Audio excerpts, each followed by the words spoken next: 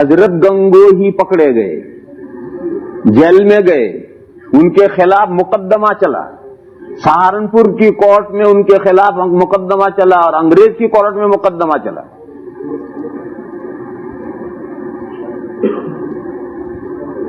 مقدمے کا قصہ عجیب ہے. حضرت مقدمے میں تشریف لے گئے تو حضرت کے پاس تصویر تھی, تو انگریز نے پوچھا تم نے حکومت کے خلاف جنگ لڑی؟ تو حضرت نے فرمایا جی لڑی. اس میں جواب دے رہے ہیں جی لڑی. ہتھیار کیا تھا تمہارے پاس؟ فرمایا یہ تھا. سبحان اللہ سبحان اللہ سبحان اللہ سبحان اللہ سبحان اللہ. بس اس کے علاوہ کوئی تیسرا جواب. لڑی گورنمنٹ کے خلاف جنگ لڑی, ان کا لڑی. ہتھیار کیا تھا؟ کہا یہ تھا. سبحان اللہ سبحان اللہ سبحان اللہ. پتہ نہیں ان دو باتوں کے کیا اثرات پڑے اس جج پر کہ اس نے بالکل بے گناہ ڈگری کر دی, اور اس نے لکھا کہ یہ تو کوئی پاگل آدمی معلوم ہوتا ہے مجھے, یہ گورنمنٹ کے خلاف کیا جنگ لڑے گا. یہ اسے ڈگری میں لکھا کہ یہ شخص جس پر الزام ہے کہ اس نے گورنمنٹ کے خلاف جنگ لڑی ہے اور لیڈنگ پارٹ ادا کیا ہے, یہ لیڈنگ پارٹ کیا ادا کرے تو پاگل آدمی مجھے معلوم ہوتا ہے, اور یہ بالکل بے گناہ ہے, اس پر الزام ہے, یہ گورنمنٹ کے خلاف جنگ لڑنے والا نہیں.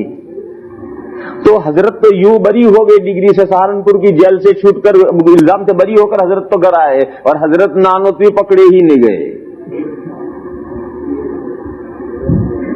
خیر جب یہ 3 سال گزر گئے اور عام معافی کا اعلان ہو گیا, اس 3 سال کے اندر صرف یو پی میں 10,000 علماء کو پھانسی دی گئی. ان 3 سال کے اندر صرف یو پی میں, پورے ملک میں کیا ہوا ہوگا پورے دنیا میں تو اللہ جانے, صرف یو پی میں 10,000 علماء کو پھانسی دی گئی. اور علماء نہیں, یہ عام قانون تھا کہ جس کا لمبا کرتا اور داڑھی دیکھو کوئی مقدمہ چلانے پکڑو اور پھانسی دو, وہ مولوی ہے. جس کا لمبا کرتا ہو اور داڑھی ہو بس وہی بس علامت مولوی ہے, اسے پکڑو اور پھانسی دو.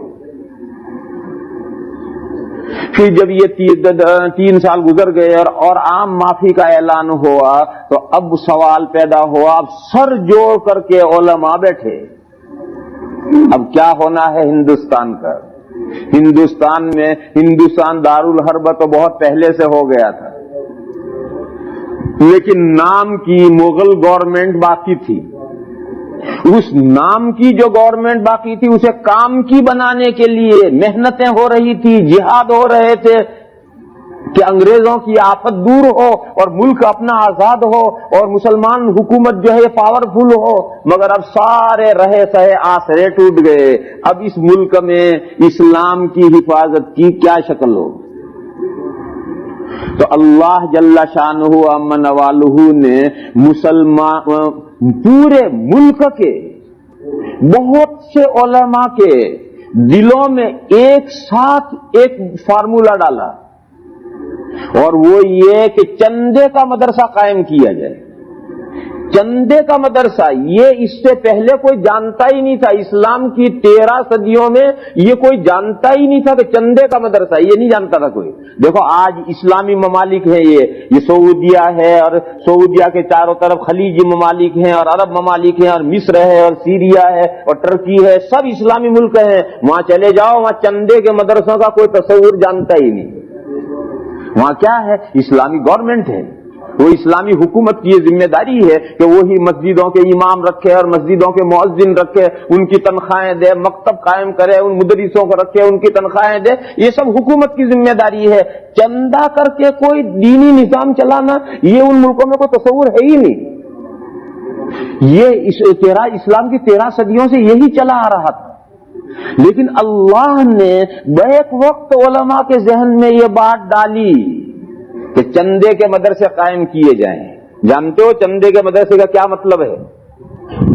بزرگوں کی سمجھ میں بات یہ آئی, یہ جو گورنمنٹ نظام چلاتی ہے, وہ گورنمنٹ کے پاس جو فنڈ ہے, وہ فنڈ کہاں سے آتا ہے؟ وہ کوئی زمین میں سے نکالتی ہے, آسمان میں سے گراتی ہے.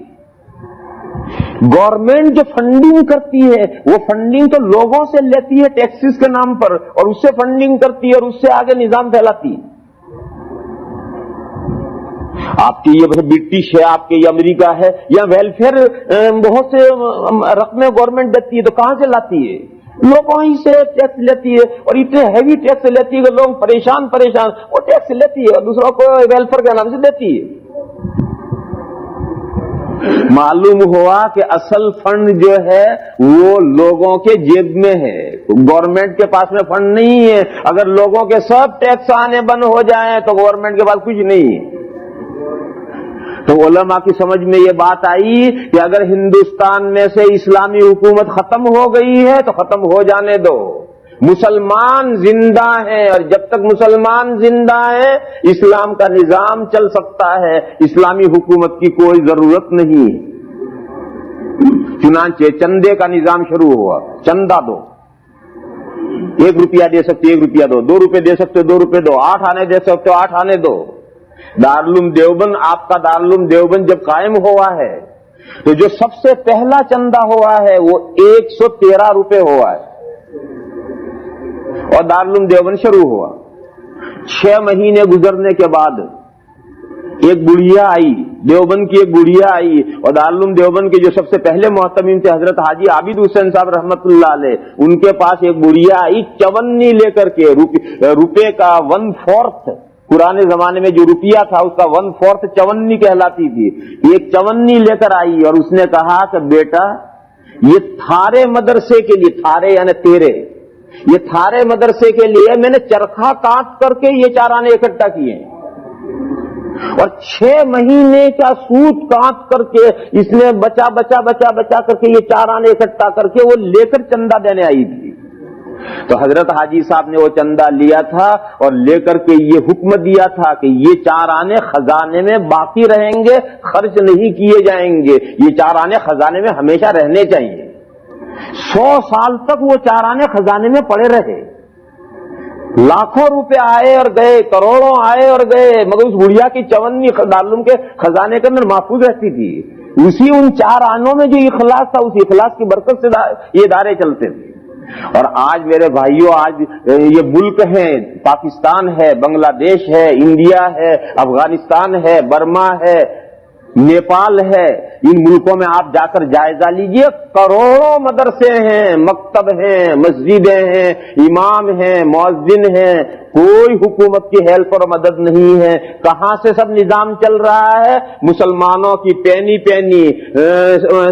سینٹ ڈالر اکٹھا ہوتے ہیں، اور قطرہ قطرہ دریا شود، قطرے قطرے مل کر دریا بنتے ہیں، اس سے فنڈ بنتے ہیں، ان فنڈوں سے سارے دینی نظام بنتے ہیں۔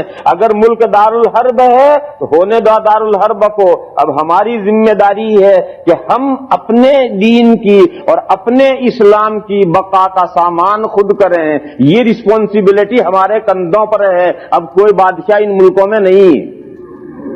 چنانچہ دارالعلوم دیوبند سب سے پہلا ادارہ قائم کیا گیا، پھر اسی نہج پر سارے ادارے پھیلتے گئے اور بڑھتے گئے۔